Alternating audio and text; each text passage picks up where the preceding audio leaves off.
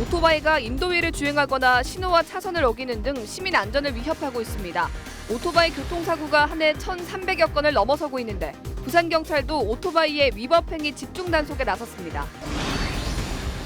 부산시가 최근 시민공원 인근 재정비와 노동자상 건립 갈등을 해결하기 위해 자문위원회를 운영했지만 명확한 해결책이 나오기는커녕 오히려 갈등을 더욱 키웠다는 지적이 일고 있습니다. 해운대구 동백섬과 남구 이희대를 잇는 해상 케이블카 사업 추진과 관련해 부산 지역 시민사회가 시민 공공재를 사유화하는 것이고 어업권 문제가 발생할 수도 있다며 사업 추진을 즉각 중단할 것을 촉구했습니다. 2012년 런던 올림픽에서 여자 펜싱 사상 첫 금메달을 획득한 김지연 선수의 모교 제송여중 펜싱부를 찾았습니다. 미래의 금메달리스트들이 구슬땀을 흘리고 있는 훈련 현장을 취재했습니다. 여러분 안녕하십니까? 헬로티비 뉴스 부산입니다. 택배나 퀵 등 오토바이 배달업체 한 번쯤은 이용해 보셨을 겁니다. 낮밤 가릴 것 없이 특히 신도시 내 오토바이의 위험한 질주가 이어지고 있는데요. 부산경찰이 신도시를 중심으로 오토바이 집중 단속에 나섰습니다. 그 현장을 차선영 기자가 동행했습니다. 죄송합니다. 그래서 제가 천천히 이래왔습니다. 헬멧이 위가 깨져가지고. 그런 것도 아니잖아요. 일명 퀵이라고 하죠. 요즘 배달 주문을 많이 하다 보니 이 배달을 대행하는 이 오토바이 흔히 볼 수 있는데요. 이런 오토바이들이 도심 속에서 이 시민들의 안전을 위협하는 것이 문제입니다. 오늘 이 오토바이 단속 현장을 동행해 보겠습니다.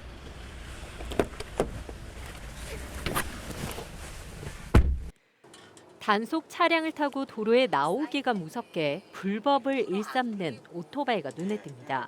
헬멧을 쓰지 않고 신호를 위반하며 빠르게 질주하던 오토바이는 순식간에 사라졌습니다. 정지시켜도 뒤로 이제 번호판을 찍는다고 이제 그 번호판을 확인하기 위해 뒤로 돌아갈 때 확 당겨서 도망가는 경우가 많아요.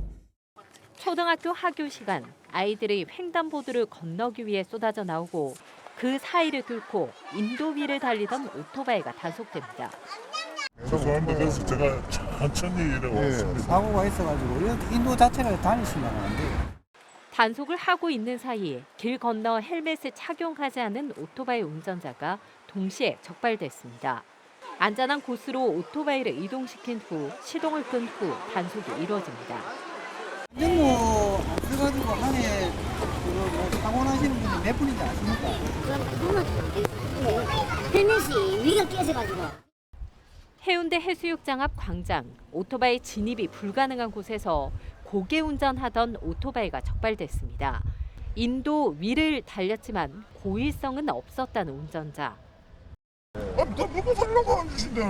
근데 그렇다 치더라도 우리가 최소한 위험성을 최대한으로 줄여야 된단 말이에요. 그래도 내가 운전했는데 근데 일부러 온 거 알잖아요. 오토바이 경우 단속에 집중하면 자칫 대형 사고로 이어질 수 있어 단속이 쉽진 않습니다. 지난해 부산 지역 오토바이 교통사고는 1,335건으로 전체 교통사고의 11%를 차지했고 오토바이 교통사고 치사율은 2.1%로 일반 교통사고의 2배가 넘습니다. 훈방을 해드리라도 저희가 강력하게 얘기를 해야 돼요, 사실. 그래야만 다음에 이제 조금 조심을 할 거예요. 도로 위 흉기가 된 오토바이의 위험한 질주가 이어지자 부산경찰은 이달 말까지 집중적으로 단속할 계획입니다. 헬로티비 뉴스 차선영입니다. 부산시가 최근 시민공원과 노동자상 문제 해결을 위해 자문위 등을 운영했지만 오히려 상황을 악화시킨 꼴이 됐습니다. 더욱이 해당 쟁점들은 시가 주도했거나 해결 방안이 마련된 상황에서 다시 개입하면서 갈등을 더욱 키웠다는 지적입니다. 보도에 김한식 기자입니다.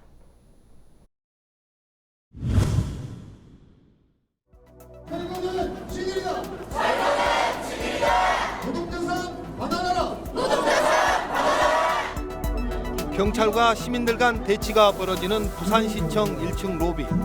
지난달 12일 부산시가 강제징용 노동자상을 기습 철거하자 시민들의 항의가 이어집니다.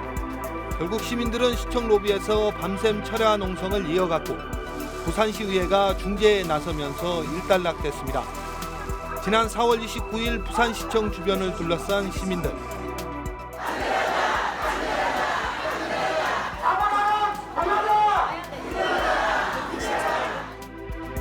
구호를 외치는 주민들은 부산시민공원 주변 재정비 촉진주구 조합원들입니다. 부산시민공원 공공성 확보를 위해 구성된 시민자문위원회 최종 공고안 발표에 항의하기 위해 시청을 찾은 겁니다. 이런 항의에도 자문위는 용적률 10% 일괄 축소, 최고 층수를 45층까지 낮추는 공고안을 최종 발표했습니다. 전체 용적률 810%에 전체 10% 비율로 축소한다. 60층 이하로 되어 있는 것을 평균 35층 이하, 최고 45층 이하로 권고한다.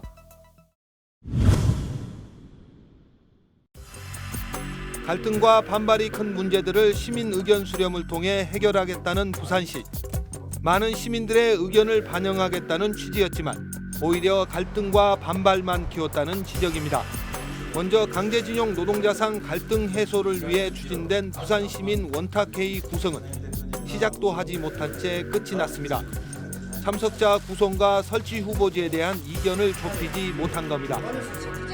결국 지난 5월 1일 설치 완료 계획은 무산됐고 노동자상은 1년 넘게 갈 곳을 찾지 못하고 있습니다.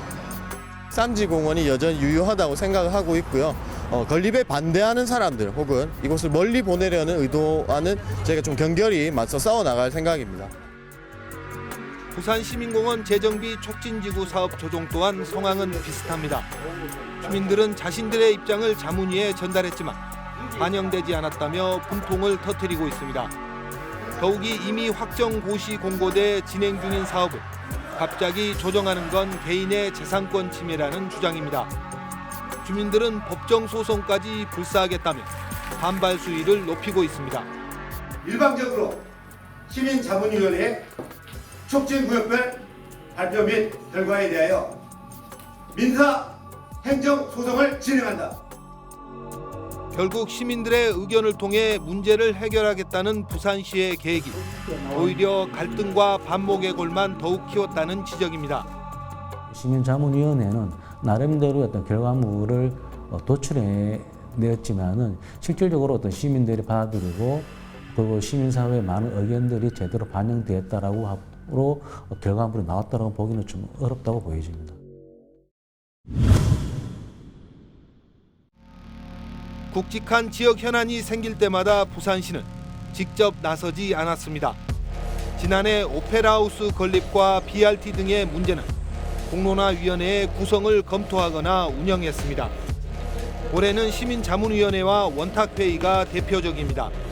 하지만 어느 것 하나 명확한 해결책을 내놓지 못했고 갈등만 키운 꼴이 됐습니다.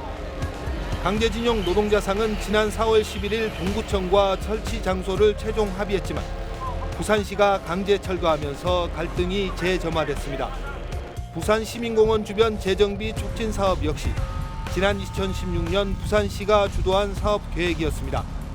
결국 부산시가 들쑤셔 다시 불거진 갈등 진화에 자문위를 앞세운 모양새가 됐습니다. 이 때문에 갈등 해소에 부산시가 적극 나서야 한다는 지적입니다. 부산시가 직접 시민들을 만나서 소통하고 설득하는 과정에서 그런 해결책을 찾는 것이 좀 더 맞고 부산시로서는 그러한 행보를 보이는 것이 맞지 않나 그런 생각을 합니다. 지역 현안에 대한 이해관계에서 갈등은 언제든지 발생할 수 있는 현상입니다. 시민 의견 수렴도 빼놓을 수 없는 과정이지만 문제 해결을 위해 부산시가 적극 나서 설득하고 이해시키는 노력이 필요해 보입니다. 헬로티비 뉴스 김한식입니다. 국내 최대 방송 영상 콘텐츠 비즈니스 시장인 부산 콘텐츠 마켓이 8일부터 11일까지 백스코에서 열립니다. 올해 행사에는 전 세계 50여 개 국가에서 1000여 개 업체가 참여하며 예상 거래 목표액은 1억 2천만 달러입니다. 행사 기간 영상 콘텐츠 거래를 위한 BCN 마켓은 8일부터 10일까지, 일반 시민들이 참여할 수 있는 BCN 뉴미디어 체험관은 11일까지 진행됩니다. 특히 뉴미디어 체험관은 1인 크리에이터들이 현장에서 인터넷 방송을 진행하고 미디어 아트쇼, 부산 애니메이션 한마당이 열리는 등 다양한 프로그램이 마련됩니다. 해운대구 동백섬과 남구 이기대를 잇는 해상 케이블카 사업 추진과 관련해 부산 지역 시민단체가 시민 공공재를 사유화한다며 즉각 중단할 것을 촉구했습니다. 녹색연합은 7일 성명을 통해 광안리 해안과 광안대교, 동백섬, 이기대는 부산의 자랑거리이자 랜드마크인데 이를 사유화하겠다는 것은 제2의 LCT 사업과 다르지 않다고 비난했습니다. 또 경관과 환경 훼손 외에도 수영만 요트 경기장이 기능을 잃고 어민들의 어업권 문제도 발생할 수 있다며 해상 케이블카 사업 시도에 대해 반대 입장을 밝혔습니다.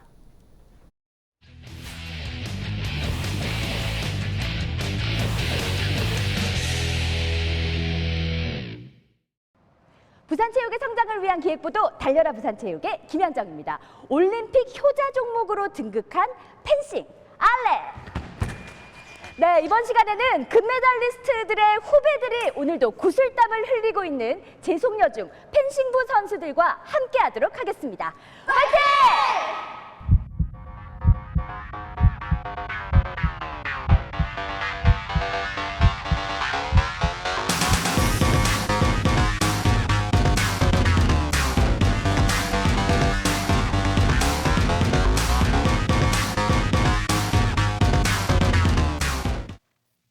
펜싱에는 전신 찌르기 공격의 에페, 상체 배기와 찌르기를 할 수 있는 사부르, 상체 찌르기 공격만 가능한 플레레 등 총 3종목이 있습니다. 제송여중 펜싱부는 그중에서 플레레 종목을 하는 부산 유일의 여자 중학교입니다. 이곳은 2012년 런던 올림픽에서 우리나라 여자 펜싱 사상 첫 금메달의 감격을 안겨준 김지연 선수의 모교이기도 합니다. 김 선수의 펜싱 첫 스승인 윤정수 코치는 22년간 제송여중 펜싱부 선수들을 지도하며 올림픽 무대에 설 제2의 선수 양성에 매진하고 있습니다. 우리 펜싱에서 여자 올림픽 금메달은 처음이자 아직까지는 못 따고 있는 상황이죠. 지연이가 해준 거에 대해서 저는 굉장한 보람을 느끼고 행복해했습니다. 네. 지금 애들 중에서도 정말 잘해가지고 지연이 같은 올림픽에 금메달 딸 수 있는 선수가 한번 나왔으면 하는 그런 저 바람입니다. 초등학교 때 김지연 선수처럼 윤 코치의 스카우트 제의를 받고 펜싱에 입문한 임세나 선수는 올림픽 메달리스트의 명맥을 잇겠다는 확실한 목표가 있습니다. 작은 체구지만 큰 선수에 비해 더 빠른 스피드와 힘을 이용해서 이름을 널리 알리는 선수가 되고 싶습니다. 일단 금메달리스트가 여기에서 훈련을 했다는 그런 이유 하나만으로도 저에게는 큰 힘이 되는 것 같고 그 선배님께 부끄럽지 않은 제자가 되고 싶습니다. 지난해 3학년이 없어 고전을 겪었던 제송여중 펜싱부는 올해부터 두각을 나타내고 있습니다. 지난 3, 4월에 펼쳐진 전국대회에서 잇따라 단체전 3위를 차지하며 이번 전국 소년체전에 대한 기대감을 높이고 있습니다. 특히 2년 동안 팀의 맏언니 역할을 도맡은 심연우 선수는 팀 분위기에 집중하고 있습니다. 힘든 훈련에도 밝은 분위기를 갖고 하면 경기 성적이나 이런 운동 실력도 더 늘어날 것 같아서 그 제송여자중학교 선수로서는 마지막 소체라서 더 애들과 잘해보자는 마음으로 더 열심히 하고 있습니다. 올림픽 금메달리스트가 꿈을 키웠던 곳, 제송여중에서는 선수들뿐만 아니라 재학생들이 그 정신을 배울 수 있도록 특별한 계획을 세우고 있습니다. 학교 입구에 화단에 런던 올림픽 금메달 수상 포지석을 현재 만들려고 계획을 하고 있습니다. 그래서 본교 학생들이 자신의 삶의 뜻을 세우고 그 뜻을 끝까지 이루기 위해서 최선을 다하는 그런 본이 되라고. 우리나라 펜싱 여성 첫 금메달리스트를 배출한 펜싱의 명문 제송여중. 올림픽 정신의 열정과 노력을 바탕으로 선수들의 꿈이 더욱 성장하길 응원합니다. 제송여중 올해는 금메달! 블루TV 뉴스 김현정입니다.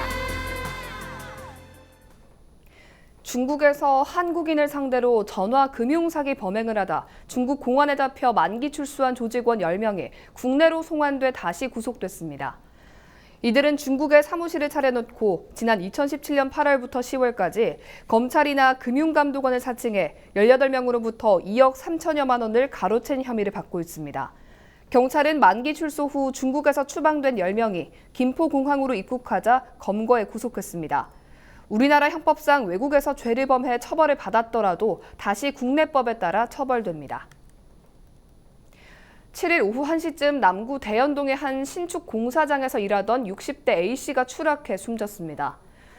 A씨는 신축 건물 5층에서 용접을 마친 뒤 내려오다 중심을 잃고 15m 아래 건물 사이로 추락해 병원으로 옮겼지만 끝내 숨졌습니다.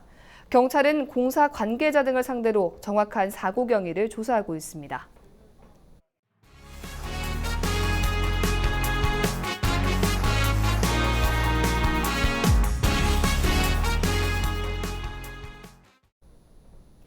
지방 국립대학 학부와 대학원, 공영형 지방 사립대학 등록금 전액 감면을 촉구하는 100만 명 전자서명운동이 벌어집니다.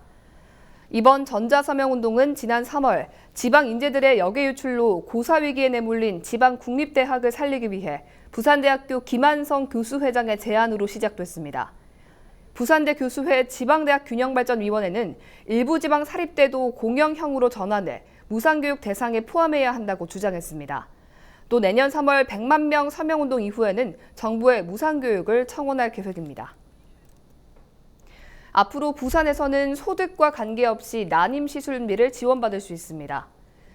부산시는 부산 지역 의료기관 30여 곳에서 시행하는 체외수정, 인공수정 등 난임시술의 본인 부담금을 1회 최대 50만 원 한도에서 10회까지 부산시에서 지원하기로 했다고 밝혔습니다. 또 난임을 조기에 발견할 수 있는 난소나이 검사를 할 때도 본인 부담금을 지원하기로 하고 시내 75개 의료기관과의 협약을 추진할 계획입니다. 식품 알레르기가 있는 학생에게 대체 식품을 제공하는 사업이 전국 최초로 부산에서 진행됩니다. 학교 급식 식품 알레르기 대체 사업은 식품 알레르기를 유발하는 상위 1에서 3순위 식품과 비슷한 영양소 식품으로 대체 식단을 만들고 해당 학생에게 일주일에 한 차례 이상 제공하는 사업입니다. 부산시 교육청은 우선 보림, 양성, 신진, 정원, 모전초등학교 등 5곳을 대상으로 우선 시행하기로 했습니다.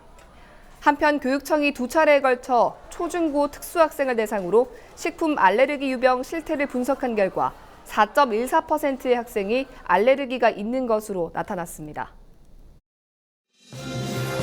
우리 지역의 이슈 콕 짚어봅니다. 헬로 이슈 토크. 이슈 토크입니다.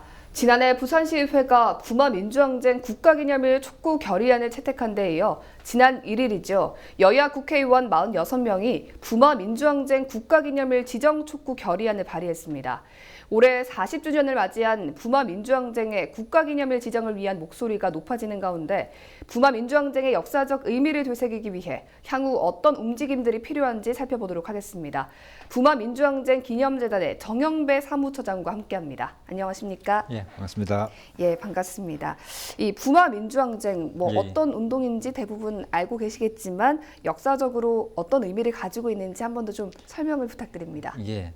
부마민주항쟁은 박정희 정부의 유신체제에 대한 반기를 든 운동이라고 볼 수 있습니다. 본래 박정희 정권은 그 중공업 위주의 정책을 추진하다가 반노동 정책으로 일관하고 그다음에 반민중적인 정책들을 일관하다가 전국적인 그러니까 반체제 운동을 야기시켰는데요. 그것들이 폭발한 것이 이제 79년 8월에 YH의 여공 사건이나 그다음에 신민당 총재인 김영삼 총재의 어떤 구금 사건 네. 이런 것들이 결정적인 계기가 돼서 부산에서 먼저 10월 16일 부마민주항쟁이 발발하게 됩니다. 부산대 학생들이 중심이 돼서 한 100여 명이 처음 시작을 해서 운동이 시작되는데요. 이것이 이제 시내로 진출하면서 남포동 거리까지 진출하게 되면서 시민 또 노동자 계급 이런 여러 계층들 또 고등학생들까지 결합하면서 물길이 확산됩니다. 이렇게 되니까 그 박정희 정권에서는 이것들을 시급히 막아야 되겠다는 생각에서 18일 날 0시를 기해서 계엄령을 선포하게 됩니다. 네.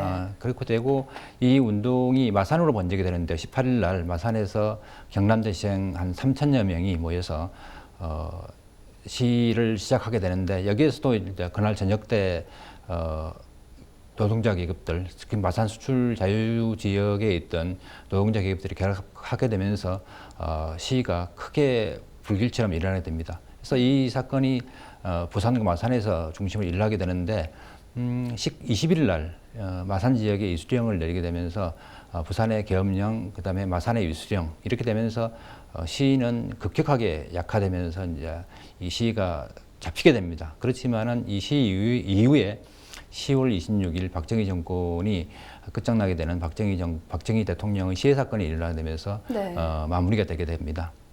예, 그리고 이제 이 사건은 물론 전체적인 민주화 운동에서 4.19, 그다음에 5.18, 그다음에 60까지 이어지는 전체 민주화 운동에서 도도한 흐름의 중요한 분기점이 되는 민주화 운동이라고 볼 수 있습니다. 예, 우리나라 4대 항쟁이라고 하죠. 예, 부마 예. 민주항쟁, 그리고 4.19 혁명, 5.18 광주 민주화운동, 그리고 6월 민주항쟁까지 4가지 4대 항쟁이라고 부르는데 이 중에서 유일하게 부마 민주항쟁만 국가기념일로 지정이 예, 되지 예. 못했습니다. 예, 예. 다른 민주화운동들은 국가기념일로 지정이 됐는데 왜 부마 민주항쟁은 국가기념일로 지정이 되지 못한 건가요?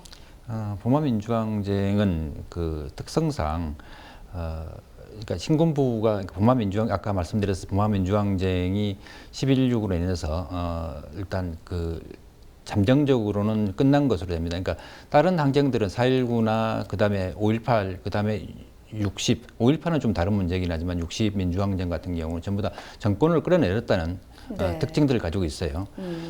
그리고 이제 5.18 같은 경우는 희생자가 많이 난 굉장히 많은 희생자가 났던 항쟁이기 때문에 상대적으로 좀 쉽게 국가기념일로 접근할 수 있던 측면이 좀 있습니다. 그리고 이제 부마의 특성상 그 부마가 발발하고 난 뒤에 바로 정권을 끌어내지 못했기 때문에 신군부가 득세를 하게 되거든요. 그러니까 네. 전두환 정권이 득세하게 되면서 이것이 이제 부마 자체에 대한 금기시되는 측면이 좀 있었습니다. 그래서 이제 이것이 거의 90년대까지는 부마 이야기나 이런 항쟁 이야기들이 좀 잘 여론화되기에 좀 힘들었어요. 그래서 이런 것들이 부마 민주항쟁에 대한 국가기념일 지정으로 가는데 좀 방해 요인이었던 것 같고요. 그 다음에 뭐 이런 것들이 그 어찌 보면은 그러니까 또 부마는 희생자가 하나도 없어요. 그러니까 돌아가신 분이 사망자가 지금 현재 뭐 조금 유치진 씨라는 분에 있긴 있는데 그분이 네. 이제 인정되지는 못했어요. 그 항쟁 당시에 사망한 거로. 그리고 또 이분은 직접적인 그 항쟁 주도자나 이런 분들이 아니고 그 지나가다가 돌아가신 걸로 지금 보고 있기 때문에 네. 직접적인 연관자의 사망으로 보지 않기 때문에 뭐 이런 여러 가지 희생자가 없다. 그 다음에 또 정권을 끌어내지 못했다. 네. 그 다음에 여러 가지 그런 요인에 의해서 국가기념일로 지정이 안 된 것 같아요. 예, 뭐 재단에서도 부마 민주항쟁의 국가기념일 지정을 뭐 이제 목표로 좀 다양한 활동들을 추진하고 계실 건데요. 뭐 현재 좀 어떻게 진행이 되고 있습니까? 예, 국가기념일 지정을 위해서 이제 작년 10월 25일 날 범국민추진위원회를 결성했어요. 네. 결성해가지고 이제 부산시장, 그 다음에 경남도지사, 그 다음에 창원시장, 울산시장 이렇게 해서 이제 그리고 우리 재단의 이사장님, 그 다음에 서울의 민주화운동기념사업회 이사장님 이런 분들이 이제 공동 상임추진위원장이 되셔가지고 네. 추진을 하고 있습니다. 하고 있는데 이제 그 활동 중에 부산과 경남도, 창원시 의회의 어떤 촉구 결의안, 그 다음에 12월 달에는 국회에서 뭐 전재수 의원, 민홍철 의원 이런 분들, 김세현 의원 이런 분들이 주최를 해가지고 국회 토론회를 개최해가지고 네. 그때도 이제 뭐 각 당 대표들이 다 오셔서 국가기념일 지정을 추진하겠다 네. 이런 그 확답을 하고 가셨고 그 이후에 뭐 지금 많은 부분에서 시민들이 동참을 하셔서 한 60만 명 정도의 그 서명을 받았고요. 네. 이것들을 받아서 이제 국회에서 5월 1일 날 아까 말씀하셨는데 전재수 의원께서 대표 발의를 하셨어요. 네. 발의 내용은 국가기념일 지정을 위한 국회 차원의 촉구 결의안 뭐 이런 내용입니다. 이런 내용으로 발의를 하셨고 또 그 부마민주항쟁 보상법을 개정해서라도 국가기념일을 거기에 명시해서 국가기념일을 지정하도록 하겠다는 의지의 표현으로 또 그 부마보상법 개정안을 발의를 하셨습니다. 네. 이렇게 이런 차원으로 계속 되고 있고 지난 5월 2일 창원시에서 서명 종료식과 그 다음에 건의문을 전달하는 건의문 전달식 뭐 이런 것들을 진행해서 네. 오늘 그 행정안전부로 공문을 보내서 국가기념일 지정 건의를 이렇게 할 예정입니다. 예. 예. 뭐 다른 민주화 운동의 경우에는 뭐 예. 관련자들의 보상이나 지원금 문제가 어떻게 좀 진행이 되고 있는지 궁금한데요. 예. 일단 국가기념일로 지정이 되면 좀 어떤 부분에서 달라집니까? 국가기념일로 지정되면은 특별히 달라지는 건 없습니다. 국가기념일이라는 것은 상징적 의미에서 네. 되는 것이기 때문에 물론 국가기념일이 어떤 특별한 법적 절차가 있는 건 아니거든요. 단순히 이제 국무회의 의결로 이렇게 되는 거고 그것이 이제 법적 구속력을 가지는 것은 아닙니다. 네. 아닌 건데 근데 이제 지금까지 저희들이 볼 때 다른 항쟁, 다른 민주화 운동과 다른 의미에서 그러니까 이 생활지원금이나 그 다음에 보상금 이런 것들이 사실은 좀 현저히 약합니다. 네. 그러니까 그건 또 그런 이야기를 해요. 그러니까 이 저희들이 그러니까 부마 민주화운동 보상법은 일반법입니다. 네. 일반법이고 그 다음에 뭐 4.3 특별법이나 그 다음 5.18 특별법, 그 다음에 또 뭐 여기서 나오는 노군이 그러니까 저쪽 5.18 그 6.25 때 희생된 민간에 희생된 노군이라는 이제 저쪽 영동 지역에 있는 노군이 마을에서 대규모 학살이 있었는데 예. 거기에 대한 특별법 다 보면은 특별법과 일반법의 차이는 특별법은 특별한 법적 지위를 가진다는 것이고 일반법은 법적 지위가 일반적인 지위를 가진다는 건 차이가 있어서 네. 특별법은 특별한 내용으로 일반법에 규정된 내용들과 다르게 이런 것들을 규정할 수 있는데 이거 우리 같은 법은 일반법은 그냥 그 민주화운동 보상법의 그 일반적인 법의 그 절차에 따라서 진행되기 때문에 생활 보상금 이런 것들이 굉장히 약합니다. 그러니까 사실은 이제 구체적으로 이야기하면은 보상을 받는 것이 30일 이상 구금자, 네. 그 다음에 1개월 이상 해직자, 1년 이상 해직자에 한해서 생활지원금을 줄 수가 있도록 되어 있습니다. 우리 예. 법. 그러니까 그것이 이제 민주운동법에 보상법에 규정된 내용에 따라서 그렇게 하고 있는데 실제로 아까 말씀드렸던 특별법들 이거는 하루만 구속되어도 1개월만 뭐 요즘 뭐 그런 이야기 1개월은 너무 약하고 요즘 보통 사수습 기간이 3개월인데 3개월 정도의 그 직장을 잃으면은 보상을 해줘야 되는 거 아닌가라는 것이 일반적인 것이고 예. 특히나 다른 법들 아까 말씀드렸던 특별법에서는 생활보상금이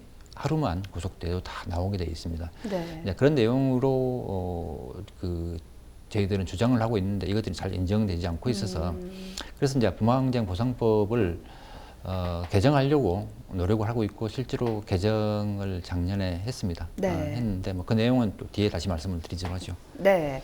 뭐 이 부마 민주항쟁의 진상 규명과 관련해서 뭐 지원금 지급 대상을 좀 확대하는 그런 내용 등을 담은 개정안이 지난해 통과가 됐었습니다. 예. 보상과 관련된 부분이나 또 뭐 진상 조사와 관련해서 구체적으로 어떤 점들이 좀 달라졌나요? 사실은 이제 그 달라진 거는 아까 말씀드렸던 그 생활보상금에 대한 내용들은 사실은 이게 개정이 안 됐습니다. 네. 그대로 그러니까 30일 그다음에 1년 그 직장이 해직됐을 때만 지원되는 걸로 그대로 가고 있고요. 그래서 이제 그 보상법의 개정의 주요 내용은 지금까지 이제 저희들이 그 피해자들에 대한 신고를 받고 있는데요. 네. 신고를 받는 것이 지금까지는 이제 무작위로 받았을 때 그냥 그러니까 동참을 독려하거나 이렇게 할 수가 없었어요.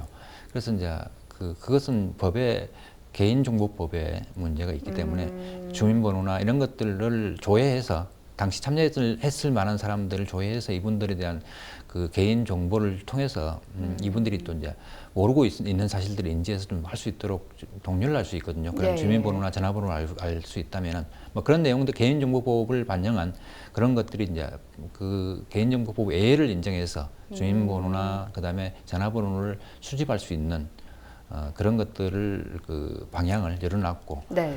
그다음에 또 하나는 그 부마민주항쟁 진상조사위원회가 있거든요. 예. 위원회가 본래는 작년 말에 시효가 만료됐는데 이거를 지금 이제 워낙 진상조사위원회가 파행으로 운영이 됐었거든요. 이전에는 그러니까 진상조사위원회가 박근혜 정권 때 만들어지면서 대부분의 위원들이 다 뉴라이트 계열, 네. 소위 말하면은 그 박근혜 정부에 부역하는 그 사람 학자들 내지는 뭐 연구자들이 참여하게 되면서 아예 진상 조사를 할 의사가 없었어요. 이분들이. 그래서 이제 보고서를 작년 4월 달에 2월 달에 1차 보고를 하고 이제 4월 달경에 보고서를 완료하려고 했는데 이제 관련 단체들이 워낙 반발을 하고 문제 제기를 하면서 이제 이것이 보류가 되고 새롭게 이제 위원회가 꾸려지게 됩니다. 되는데 그래서 이제 보안에서 그 보고서를 다시 작성하려고 해도 내용이 워낙 부실해가지고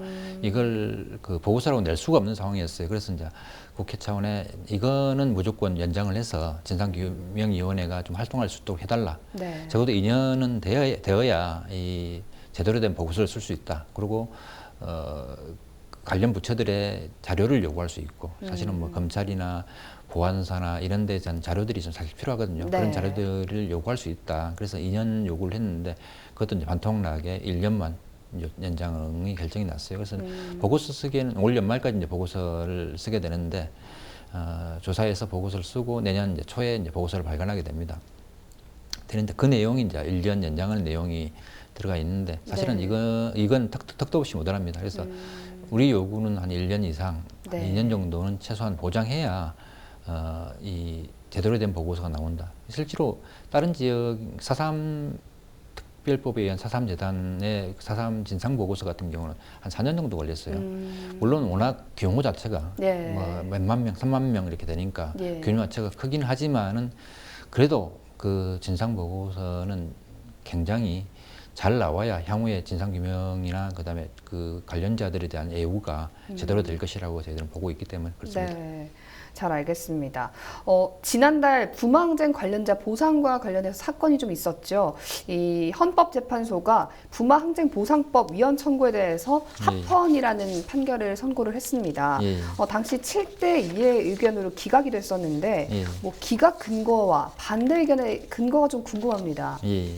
이제 헌법소원 청구인들은 이제 부마항쟁 당시 20일간 구금돼 부마 민주항쟁 진상규명 및 관련자 명예회복심의위원회부터 부마항쟁 관련자로 인정을 받았으나 아까 말씀드린 30일법, 32일 제한에 걸려서 생활보상금을 받지를 못해요.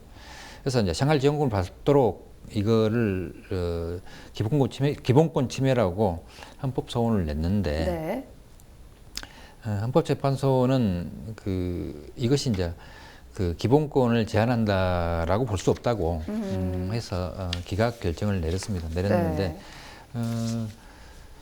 그러니까 부마보상법 21조에 따르면은 뭐 생명을 잃거나 신체 손상을 입을 경우에만 부상을 지급한다.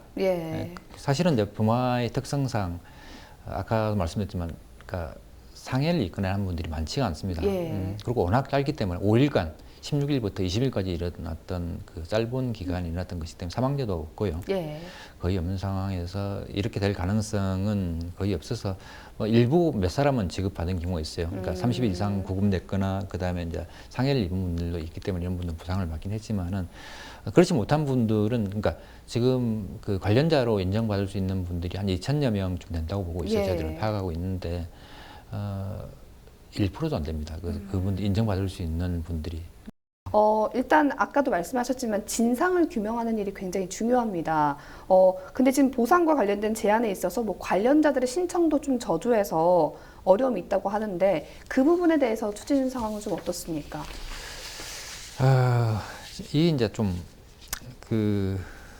아까 말씀했듯이 그러니까 30일 조항과 1년 해직 뭐 이런 조항에 의해서 그러니까 딱 걸리니까 해봐야 사실은 한 2,000명 되시는 분들이 해봐야 아무 도움이 안 되고 뭐 이런 상황이 있기 때문에 그래서 이제 신청을 독려하기 위해서 우리 좀 많이 좀 노력을 하고 있습니다. 그러니까 이건 이제 부마항쟁 아까 진상규명위원회에서 열심히 활동을 하고는 있고 그다음에 이제 지금까지 1차에서 4차까지 진행을 했어요. 했는데 피해 신고 접수가 260건입니다. 260건이고 이제 올해 들어서 아까 말씀했듯이 그 부마항쟁 보상법이 작년에 말에 개정되면서 거기에 이제 그 개인정보를 활용할 수 있는 이런 것들이 되면서 전화를 직접 드리고 있어요. 이분들한테 예. 전화해서 연결되는 분들한테 신청을 좀 하라고 해서 조금 늘은 걸로 알고 있어요. 몇십 명 늘어서 이제 조금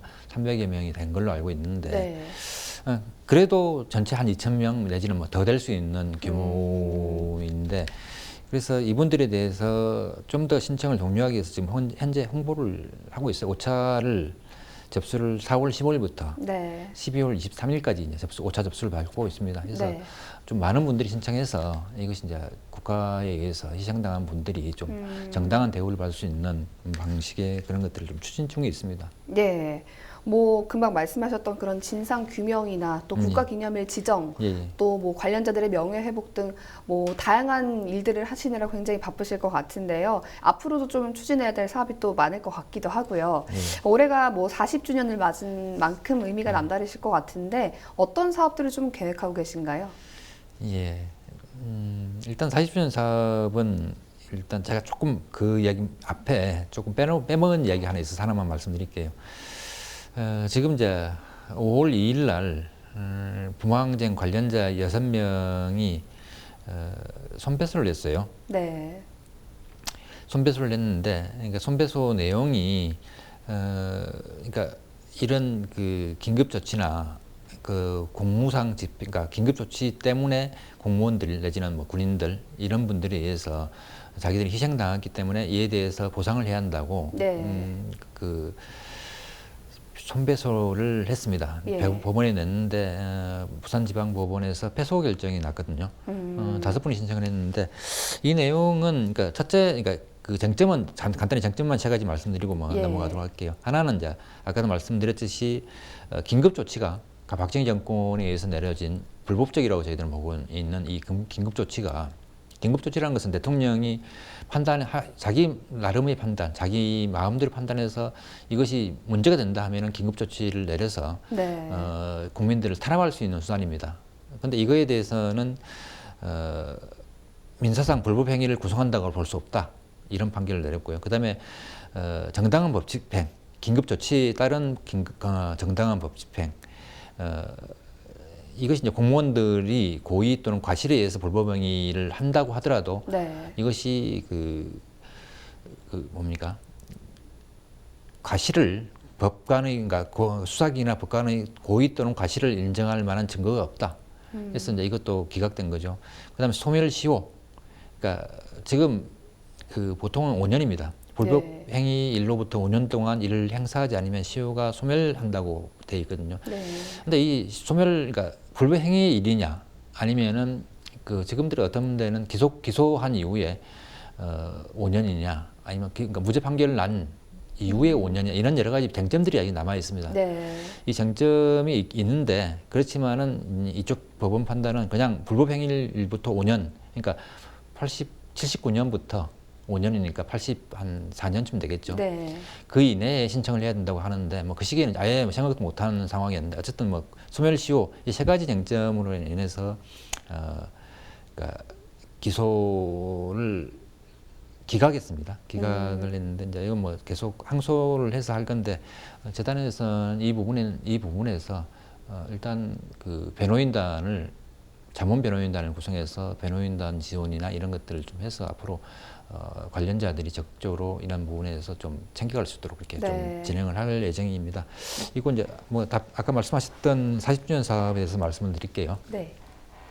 40주년 사업은 지금 현재 슬로건 공모와 그다음에 상징물 공모를 했어요. 해가지고 이제 슬로건은 아쉽게도 뭐 대상이 없었어요.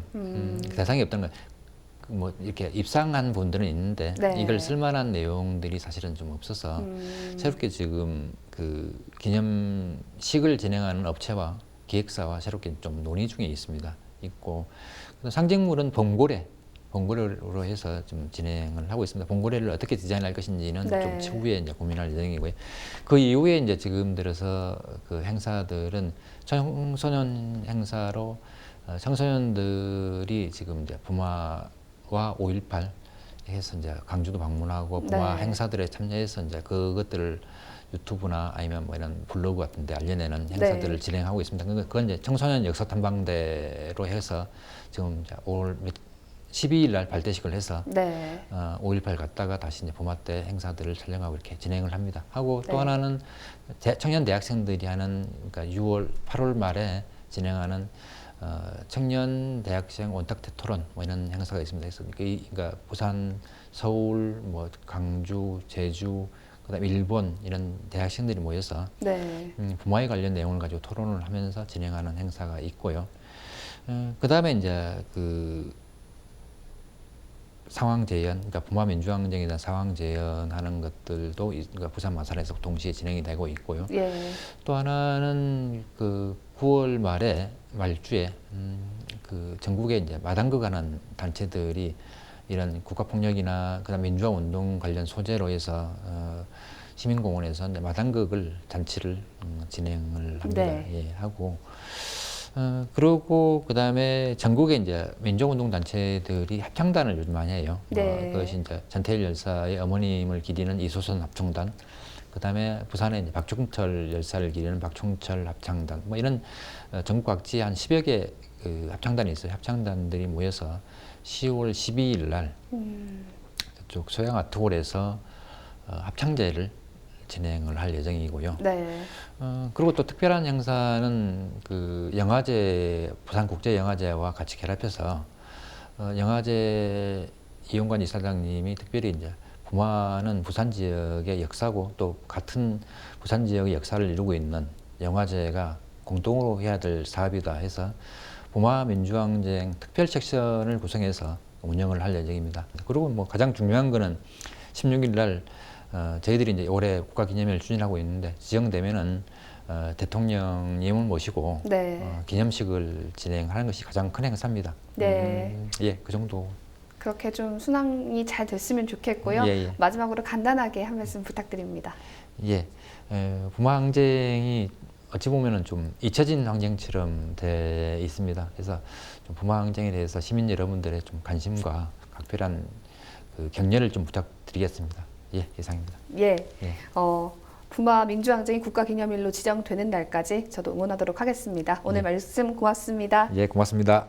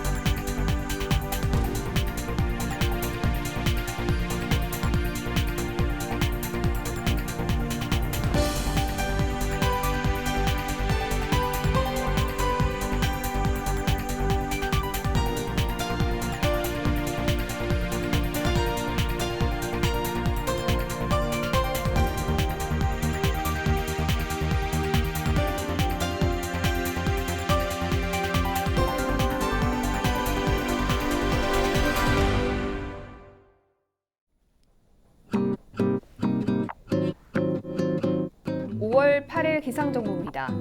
8일 수요일 부산 지역 아침 최저 기온 13도, 낮 최고 기온 22도 예상됩니다. 부산을 포함해 전국 대부분 지역에 건조특보가 발효돼 대기가 매우 건조하겠습니다. 전국 날씨입니다. 8일 아침 최저 기온 서울 10도, 전남 5도, 부산 13도 나타내겠고요. 낮에는 서울 22도, 강원 24도, 부산도 22도 보이겠습니다. 전국이 대체로 맑다가 오후부터 구름 많아지겠는데요. 낮과 밤의 기온차가 매우 크겠으니 건강관리에 유의하셔야겠습니다. 바다 날씨입니다. 동해상에서 바람이 강하게 불고 물결이 높게 일겠습니다. 항해나 조업하는 선박은 유의하시기 바랍니다. 주간 날씨입니다. 당분간 비 소식 없이 건조하고 맑은 날씨가 예상됩니다.